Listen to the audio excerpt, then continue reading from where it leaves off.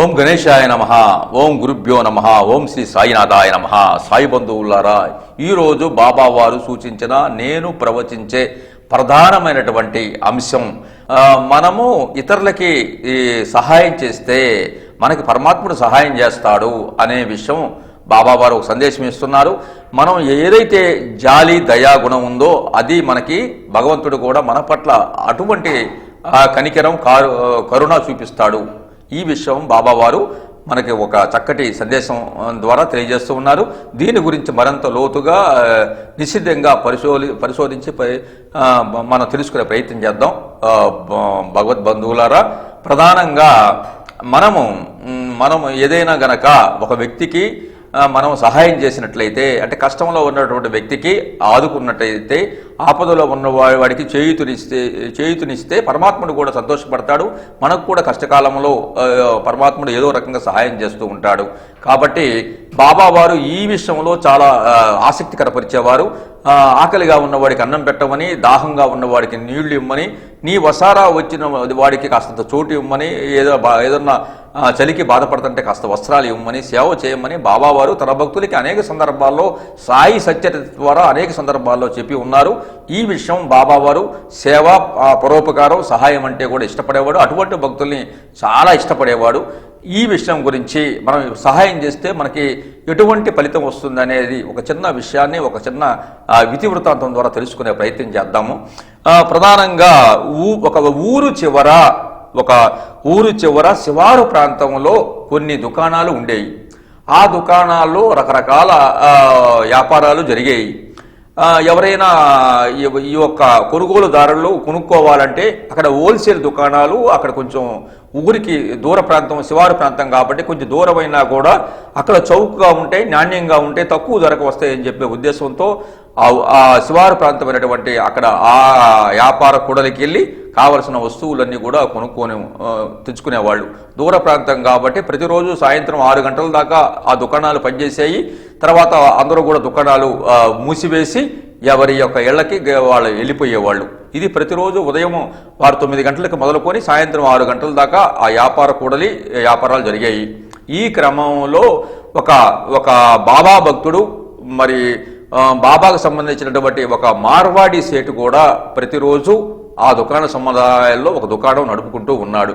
అతను బాబా భక్తుడు. బాబా అంటే బాగా ప్రేమ. బాబా చెప్పినటువంటి సూక్తులు ఆయన ఇష్టపడేవాడు. క్రమబద్ధమైనటువంటి జీవితం గడిపేవాడు. న్యాయమైనటువంటి వ్యాపారం చేసేవాడు. అతనికి ఈ క్రమంగా వ్యాపారం చేస్తున్నటువంటి సమయంలో ఒకసారి తన యొక్క కుమారుడికి స్కూలు సెలవైతే తన కుమారుని కూడా తన కొట్టు దగ్గరికి ఎంటబెట్టుకొని కూడా వెళ్ళాడు. వెళ్ళి వ్యాపారం అంతా కూడా షాప్ తీశాడు, వ్యాపారం చేసుకుంటూ ఉన్నాడు. ఈ క్రమంలో సరే మధ్యాహ్నం వేళల్లో వ్యాపారం చేసుకుంటా ఉండగానే ఎవరో రకరకాల బొమ్మలతో కూడుకున్నటువంటి బొమ్మలు అమ్మేవాడు ఆ కొట్టు దగ్గరికి వస్తే, వాళ్ళ బాబు ఆ కొడుకు ముచ్చట పడితే బొమ్మలు కావాలంటే చివరికి ఆ బాబుకు కావాల్సినటువంటి బొమ్మలు కొనిపెట్టడం జరిగింది. బొమ్మలు కొనిపెట్టేసరికి ఆ బాబు కూడా కావలసిన బొమ్మలు కొనుక్కొని వాటితో చక్కగా ఆడుకోవాలని, ఇంటికి తీసుకెళ్ళి వాటితో తన చెల్లెలు వాళ్ళతో పాలు పంచుకోవాలని చాలా అభిలాషించాడు. అదేవిధంగా తన మరుసటి రోజు స్నేహితులకు కూడా చూపించాలి, తొందరగా ఇంటికి వెళ్ళాలని చెప్పేసి ఆ బాబు చాలా కుతూహలపడుతున్నాడు. కరెక్ట్గా ఈ సమయంలో 6 గంటలకి కొట్టు బంద్ చేసేటటువంటి సమయం దగ్గర పడింది. నాన్న తొందరగా ఇంటికి వెళ్దామని బాబు కూడా వాళ్ళ నాన్నగారిని అడుగుతూ ఉన్నాడు. ఇటువంటి క్రమంలో కరెక్ట్గా ఇక 10 నిమిషాలు కొట్టు కట్టేస్తారనగా ఒక అతను ఆకలి అని చెప్పేసి అన్నం పెట్టయ్యా అని ఆ కొట్టు దగ్గరికి వచ్చాడు. ఎప్పుడైతే ఆకలి అన్నం పెట్టయ్యా అని చెప్పి అన్నాడో ఈ యొక్క మార్వాడి సేటు తన దగ్గర ఉన్నటువంటి కొన్ని ఆహార పదార్థాలు, రొట్టె, అటువంటి బిస్కెట్లు ఉంటే వాటిని తీసి అతనికి ఆకలిగా ఉన్న వ్యక్తికి, ఆ యాచకుడికి అన్నం అతను జోలు వేశాడు. అయితే ఆ యాచకుడు, అయ్యా నేను మీరు అన్నం పెట్టారు, కాస్త నాకు నీళ్లు కూడా ఇస్తే ఇక్కడ ఈ అన్నం మీరు పెట్టినటువంటి ఆహారం తిని నేను వెళ్తాను, నాకు కాస్త కూర్చునే చోటు కూడా ఇవ్వండి అని చెప్పేసి ప్రాధేయపడుతున్నాడు.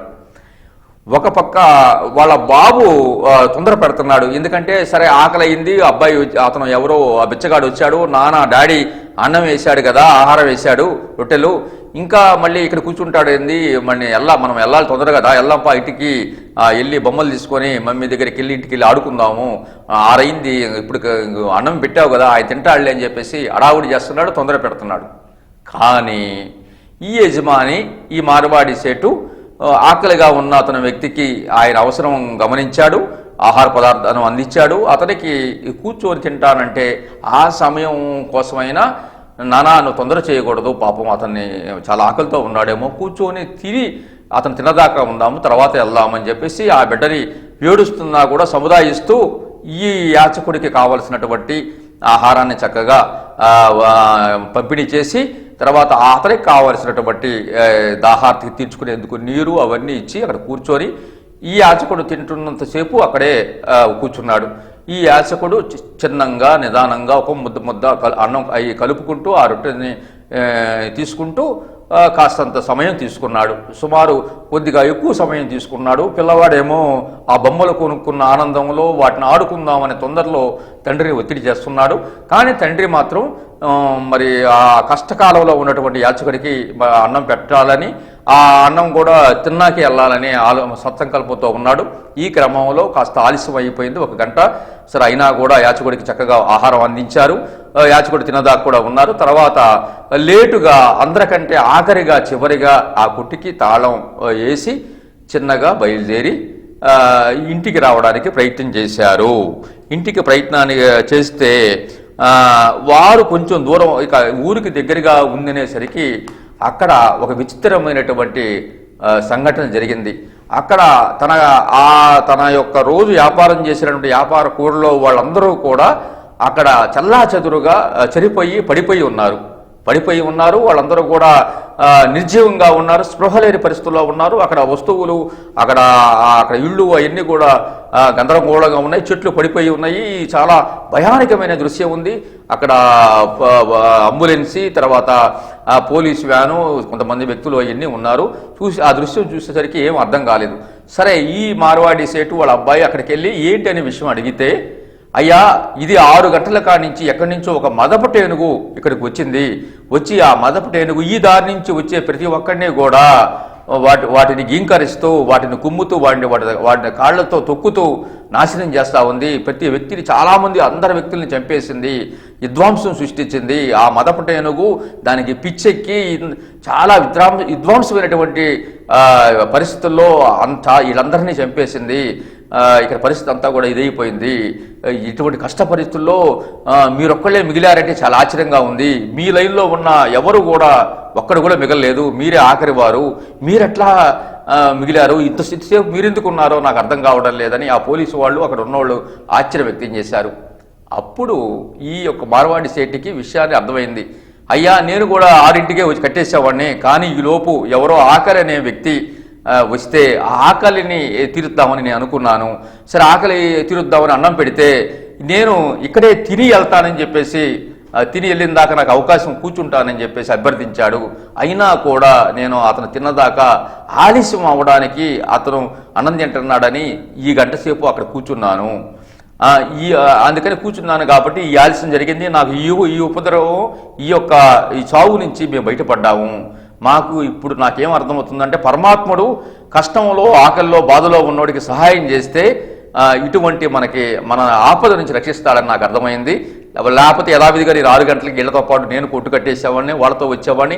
ఈ మదపు టేనుగు యొక్క ఈ చేష్టల్లో, ఈ యొక్క వికృతి పోరాటంలో నేను నా కుమారుని కూడా చనిపోయేవాళ్ళం. కానీ పరమాత్ముడు ఒకరికి ఆకలిగా అయిన వాడికి సహాయం చేయడం వల్ల, కాస్తంత అన్నం పెట్టడం వల్ల మేము బతికాము. ఇదంతా కూడా బాబావారి భగవంతుడైనటువంటి బాబావారి యొక్క లీల, ఆయన యొక్క ఇది అని చెప్పేసి చాలా ఆనందంగా, కృతజ్ఞతాపూర్వకంగా ఈ విషయాన్ని అక్కడ ఉన్న వాళ్ళకి చెప్పాడు.